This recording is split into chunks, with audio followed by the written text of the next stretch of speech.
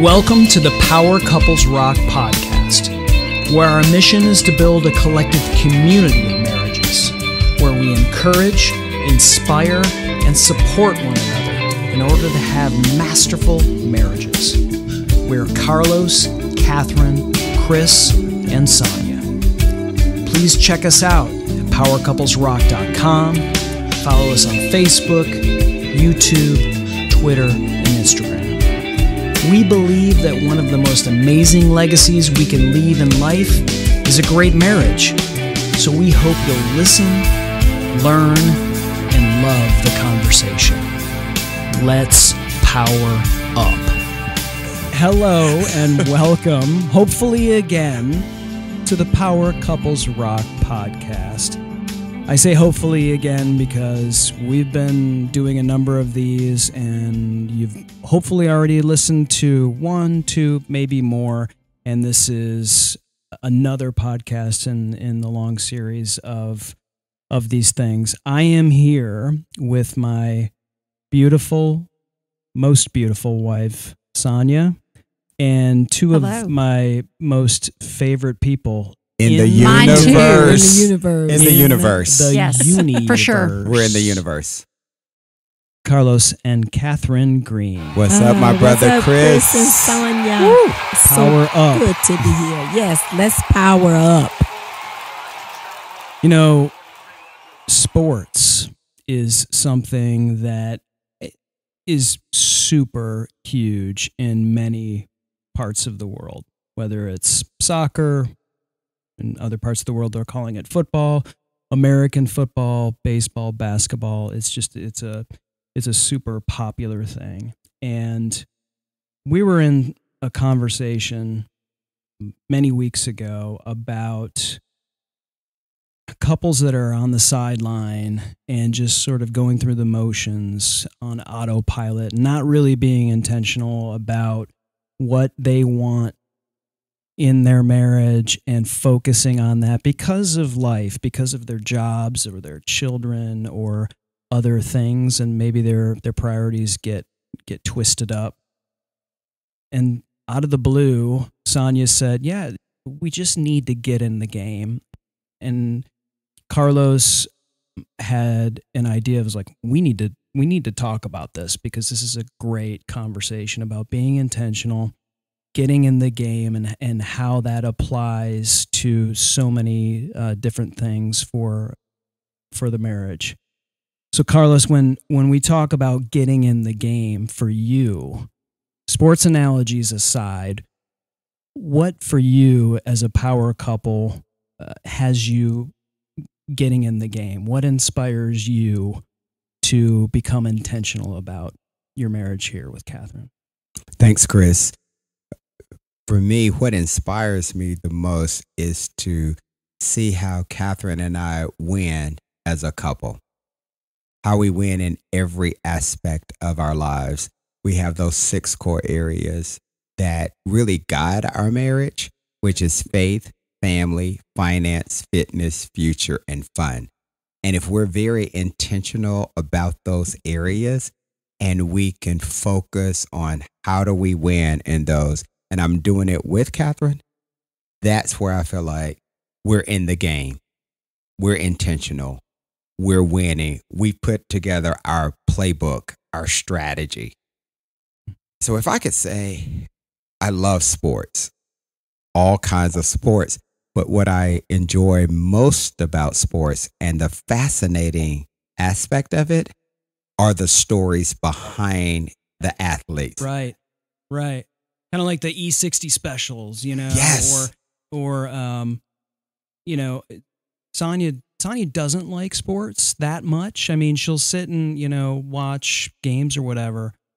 But there's that show that comes on ESPN. It's usually early on Sundays or Saturdays. And I forget what the name is, but it's all about that. They don't even scroll sometimes scores at the bottom of the screen. It's about what happened and what's the story behind this player, how they grew up, or if they've got, a family member who's handicapped and what they've done for that family member. And it's inspiring, and you usually end up crying you know, and Sonia will end up sitting next to me on the couch. It sucks me in every time. Yeah, It does. every time. And so to your point, the story behind. I'm sorry if I interrupted. No, there, that's but fine. I mean, that's another, I guess, analogy here. And here's what fascinates me most about it is their discipline, their endurance, Mm-hmm. their focus, Yes. their intentionality of this is my goal, and nothing nor anything will stand between me and my goal. Yeah. Whether it be getting into the NFL or Going I said pro. NFL. Just going going pro. Just going pro. Right. So I love their tenacity Yeah. in it, and again their intentionality, and I believe that's the type of mindset that we should have as married couples. Wow. I think it's important, Tim, that we share our stories because that strengthens not only just your relationship, but others' relationships. That's right. As a community. Typically, when I talk with couples, I'll ask, what's your story? Yeah. Because then you get to the heart of the matter. And I'm sucked in because I'm really wanting to get to know what their narrative is. Right. And so I think that's so relevant and so important. Yeah, and it almost can make you think too when someone asks you that out of the blue. Well, Chris and Sonia, like, what's your story? And you start to think to yourself, do I have a story? Like, and it makes you rethink things, put you into maybe in a somewhat uncomfortable situation of, we almost need to find our story to give us that focus and to say, well, our story is this, and maybe the story isn't great. How do we make it? How do we make that because we're not at the end of the story yet, right? We're not, and so we want to make that story end as happily as it can be. Well, you talk about getting in the game. Well, that's what it's all about. The two couples getting together. Part of your story is discovering what your story is. And if we can use the analogy again of how we use sports, I'm sure as the coaches are talking to the players, they know their history. Yep. They know, what their strengths are, what their weaknesses are. They know maybe their highs, their lows, and they begin to understand that story. And then they're able to bring it together as a team so that each person can work in that position that they're in, and whether the score is down or whether they're winning, they can say, here's the reason why we're losing, why we're winning. The same thing with our marriage. We can say, what are our successes? How are we working together? Right. And then what are those things that are maybe not helping with our narrative? And I don't look at everything that's maybe challenging as not working to bring your relationship together, because you need those challenges to help strengthen your relationship. Right. Yep, and that's so right. that's part of what that team is, you figuring it out. They don't do that at the game, in the game. They do that during practices, one-on-one drills. They're doing it when no one's in the stadium, and they're before the season starts. Off season preparation. Exactly. And oftentimes we see couples that just want to show up for the game and haven't prepared themselves for the game. So my question is, as a couple who is entering into the power couples get in the game sort of arena, my question to you guys would be, what kind of struggles did you have to overcome, and how did you overcome those to become a team working together? Because I know when people are having struggles communicating, you've got two different people that communicate differently, like Chris and I do. Sometimes you can't get past get communicating to move on to the bigger and better things. There's a roadblock there that can become so frustrating sometimes that you can't even get past that to then work towards being a power couple. So my question to you guys is, what kinds of things did you have to overcome? Maybe one or two, and how did you do that? Okay. Does that make I sense? think for me, and then Carlos can share for him, one of the things that has helped us to overcome and identify some of our struggles is, first of all, understanding our personalities and how, like, I receive information and then how he receives information. Mm-hmm. And initially, maybe that was a struggle. So, for instance, I'm a processor. And so if you're asking me a question, then oftentimes I need to think about it, digest it a little bit before I can respond. And he's pretty quick on his feet. And maybe initially in the beginning, it was a struggle because it's like he's waiting for an answer. But I wasn't communicating very well to say, I really need to think about that before I speak, because I want to make sure that it makes sense or that I've understood what was actually the question or whatever.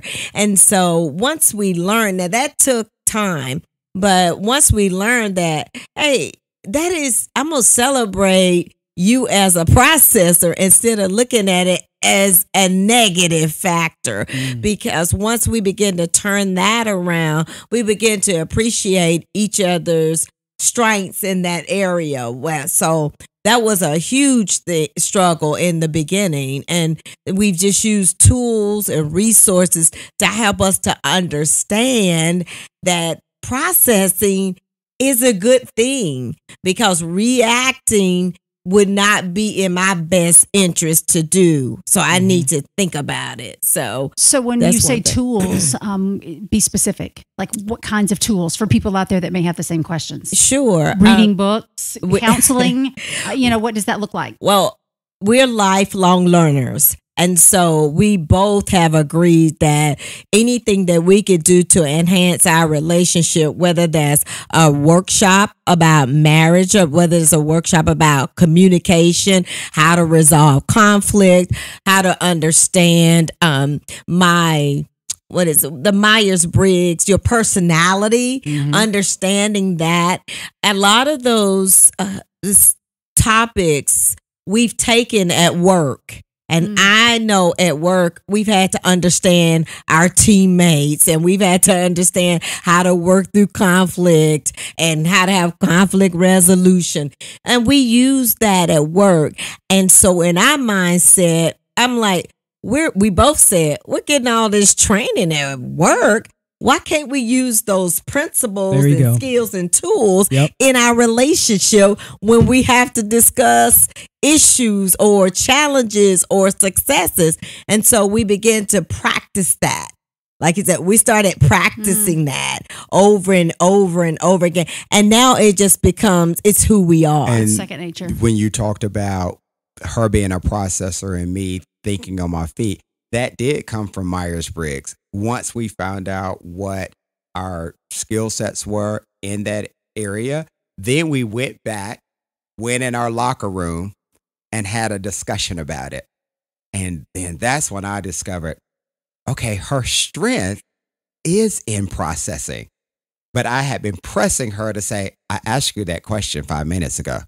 Why didn't you respond to me? But I didn't understand that her strength was, I need to process it, understand how to communicate it.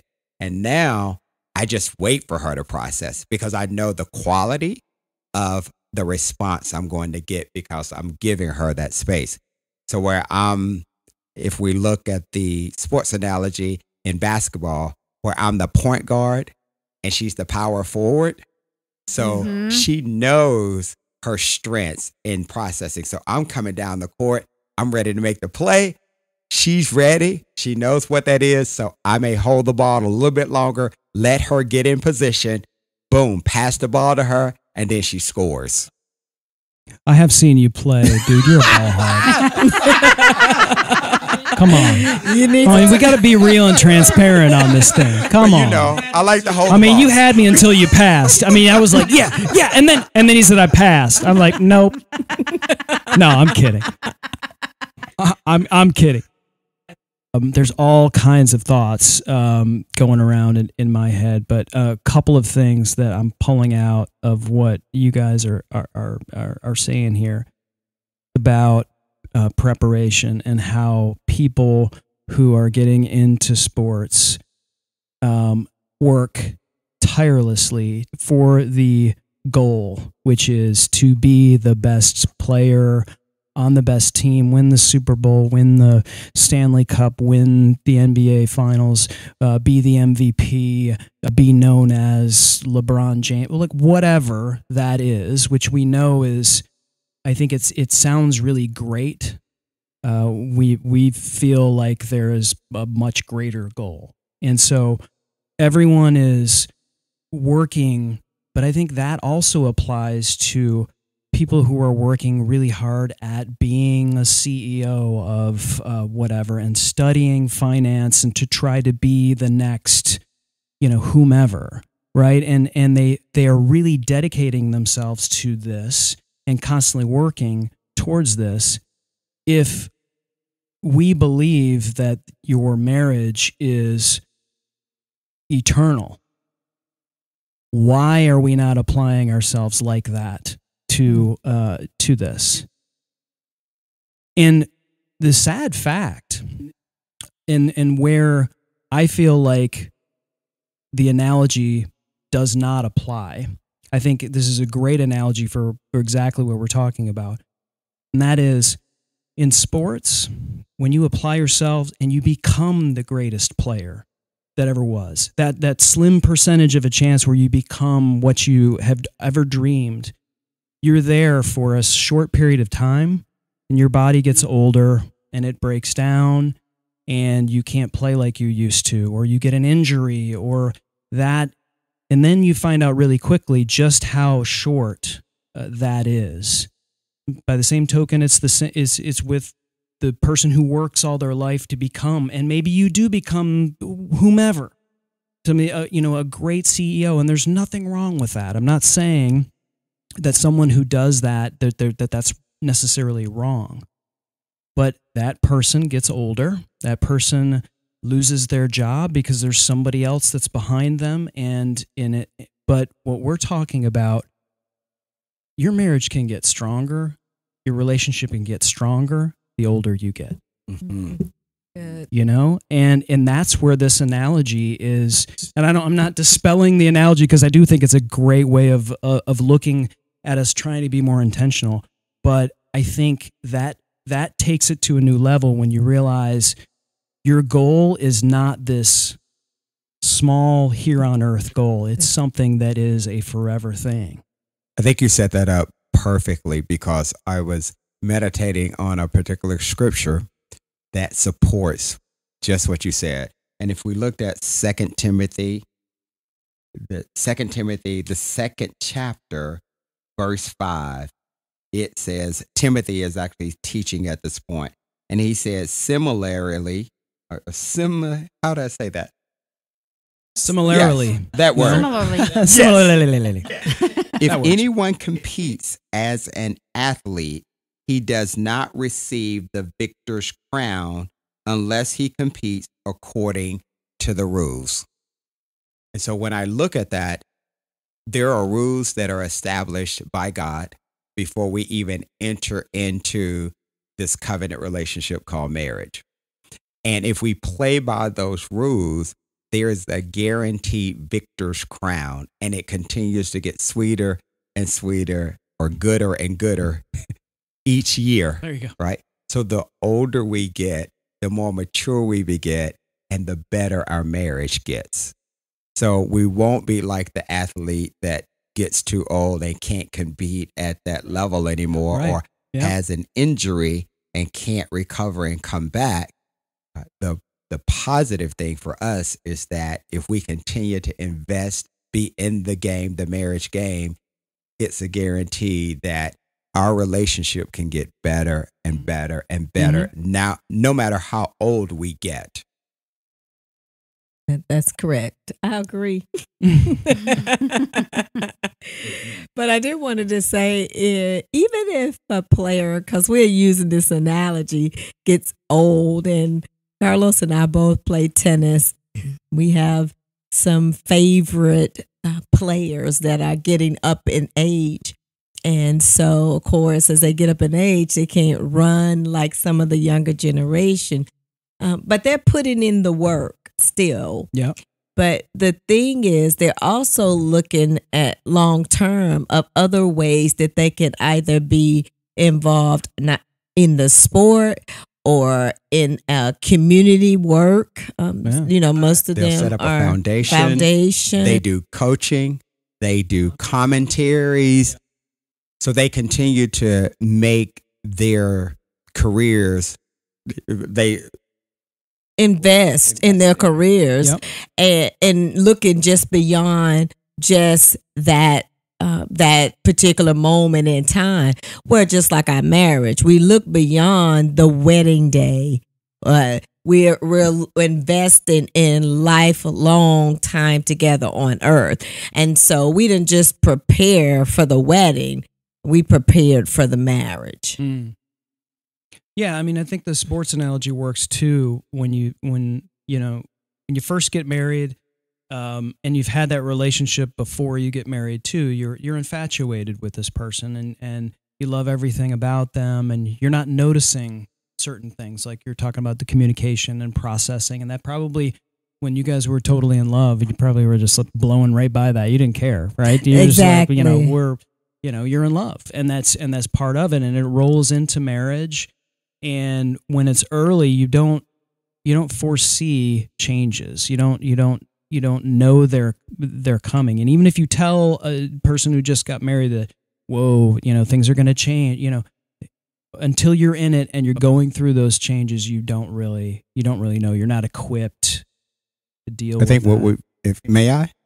I think what we've seen with some couples is that they prepare for the championship. They prepare for the Super Bowl. They prepare for the Stanley Cup. They prepare for the NBA championship, but they don't prepare for the season. So the big event is the wedding. That's the championship. Mm-hmm. So if they can just get to the championship, that's one and we're done. But instead of saying, no, let's make sure that we're prepared and we can start working toward the championship. So that's the preparation that goes in before the season even starts. So that you start investing by taking classes, getting around a community of healthy couples that are already in the game. Start doing those things. Then once you get engaged, now your season is starting. You're starting to work out. You're starting to make sure that you understand each other. There's a ton of resources that are available that can prepare you for the season and not just the championship. Well, and that's the hard, long part. That's not it's necessarily always the fun part. The practicing part is not always fun. Getting to the championship is always fun. But there's a lot that goes on way before you ever get there. Exactly. That you kind of have to figure out how to work through and to make it through in order to get to the end. If you look at your anniversary as the championship, so our anniversary is June 29th. At what time did we get married? 5:30? Yes. 5:30 o'clock. I can't think. There was a question mark at the end of 5:30. O'clock. But June 29th, that's our championship day. So if we get past that, okay, we've won the championship that year. So are we better off the next season than we were the previous season? I love how you use that analogy. Yeah. That, like, I've never really looked at the anniversary as being the end of a season. Yeah. You go through a season from year to year, and that anniversary date is the championship every year. That's the championship. Yeah. I like that. That's what you're working towards. Most people are looking at the anniversary the week before, if they're lucky. And then they're Oh, trying I to need to figure out put what we're something going to together. do for dinner and Correct. flowers and like, how am I going to find a babysitter? Or like whatever to try to do it. But to look at it intentionally a year out, like our anniversary, like, we're going to, this is our achievement. And we want to, when we get there, feel like we've won. We've accomplished something That's a great and improved. Improved. And so Yeah. what I want to do is make sure that the owner of the team is very pleased with my performance. Uh-oh. And Here we our go. Here's owner- another analogy. It's God. Very good. Okay. Yes. Yeah, that's great. I want to stay on the team. I don't want to be traded. See, I was thinking he was the coach. No. No. The owner. No, the owner. The owner of the Yeah, team, okay, the all one right. that puts the investment in to say, I want this player in the game. What about the commissioner? The commissioner. No, is- you know what? The commissioner doesn't have as much. It's the No, owner. it's the Owners, yeah, owner. because the commissioner kind of answers to the owners. I Yeah. think. Yeah. Okay. Got it. So I love it. I love my owner, and I want to make sure that I'm pleasing my owner. So I'm putting in the investment, Yeah. the time, the preparation. I'm getting to know my teammate very well every single year. I know my teammate, but we also have Chris and Sonia, who's on Yeah. this bigger team. And just by having these conversations, it should help you grow from year to year or day to day, minute to minute, whatever the way you want to look at it. But I think through these conversations, we both, I know we could say that we grow from this, and it helps us to continue to talk about how to win the next Yep. season, so. We often tell our boys that we're on the same team. We're wearing the same jerseys. So whenever our sons are having challenges, Yep. they know, okay, we need to huddle, take a time out, press pause, and let's kind of reset. And then let's get back in the game again. What do we need to do to prepare you for your next whatever that endeavor is? And the same thing for us. If we're on a challenge, let's take a time out. Let's huddle. Who do we need to get in? If we've got an injury, then which physical therapist are we going to call in to nurture us back to health? So that could be in the way of books. That could be in the way of taking a class. That could be in counseling that we have or a conference that we're going through, but so we have to just, is that the right physical therapist for us so that we can get healthy again and get back in the game?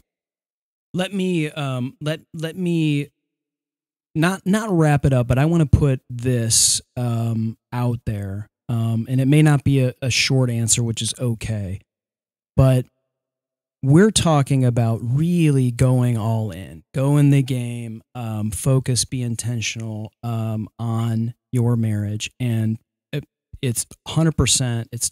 For me, it's solid. I've just sitting here for this short amount of time, inspired by what you guys have to say. But I know each one of you and your personal relationship with God, not just in your marriage. And there's probably a lot of other people that are listening right now to this podcast, and they have the same, they're in the same, like, I want to do this for my marriage, but I also feel like my relationship with God is maybe more important. So how do you guys balance that? I know, and I don't want to answer for you, but, it's like in the way my mind works is I got to put things in boxes, drawers or whatever. And, this, I have to put this relationship here and this relationship here in order for me to get, and focus and do what I need to do. But your relationship together and your marriage together is centered around God. So there's he's in that, right? But you also know there's warfare going on, for your relationship with God as well as with Catherine, because that's the core of that. So how do you balance those two major things in the midst of everything else you've got going on? The way that we see our relationship with God is because of our relationship, with God. Mhm. He gives us capacity to be able to handle everything else. Remember in Matthew, it says, seek ye first the kingdom of God and his righteousness, and all these things will be added unto you. We know that he's priority in our lives. And only through him are we able to accomplish anything that we're doing in those 6 core areas of faith, family, finance, fitness, future, and fun.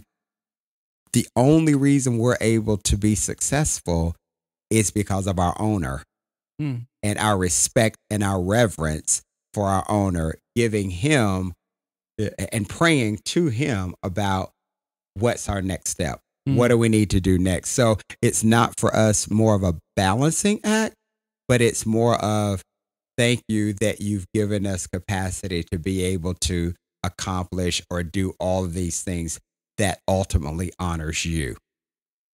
That's good. Right. And just to add to what Carlos was saying very quickly is the 6 core areas were in order for a reason to start with faith, and then there was family.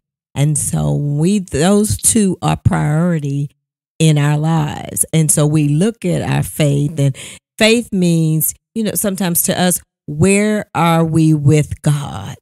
And we look at that, are you being spiritually fed, and how is he speaking to you in your life? What do you need to do to get closer to God? Because it's your own personal relationship. And so we talk about that so we can make sure that we're on the same page. And then we look at family, and family is certainly our marriage, and then our boys, and then our extended family. Love it. I love it.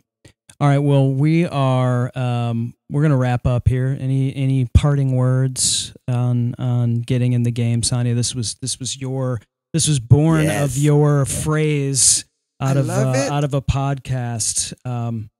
Any parting shots that you want to take at me for not getting in the game?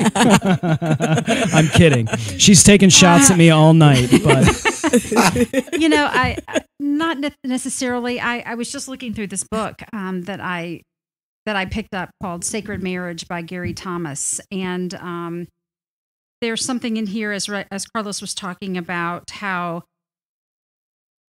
our relationships are supposed to be geared to please the owner. And I think we have to do certain things in order to get to that point. We have to follow rules. And so something that I've read in here that I've been looking over while we've been talking is, and I'm going to quote, this is what he says in this book. That's what's so difficult about Jesus' call to love others. On one level, it's easy to love God because God doesn't smell. God doesn't have bad breath. God doesn't reward kindness with evil. God doesn't make berating comments. Loving God is easy in this sense. But Jesus really let us have it when he attached our love for God to our love for other people. In the marriage context, we have absolutely no excuse. God lets us choose whom we're going to love because we get the choice and then find it difficult to carry out the love in practice. What grounds do we have to ever stop loving? God doesn't command us to get married. He offered it to us as an opportunity. Once we enter the marriage relationship, we cannot love God without loving our spouse as well. So I think that's good. What we got a credit there. The Gary quote. Thomas, his book Sacred Marriage. So I think that we just have to. I think we have to understand that not only do we enter this relationship because we chose to, but then once you've entered in the relationship, it's really about that covenant with the owner. God. So those are my parting words with regards to this. All right, power couples, get in the game. We want to hear from you. We want you to get in the game and get on your device and talk to us. This Power Couples Rock is on Twitter, Instagram, Facebook, YouTube, and probably by now 16 other social. And we would love to hear from you. We would love to share what you have to say. Not everyone. Not everything's going to get mentioned on a podcast, unfortunately, but we would love to get that feedback, start addressing some things that you all have to say to us. So thanks, you guys, and go get in the game. Thank you. Power up. Yeah, let's get powered up. Thanks for listening to the Power Couples Rock podcast. We hope that you've been encouraged, inspired, and supported. Please listen and subscribe to our other PowerPods, as we are confident that they will strengthen your marriage. Also, don't forget to follow us on Facebook, YouTube, Twitter, and Instagram. It's there where we can extend these discussions together, take these conversations and your marriage to the next level. Enjoy your day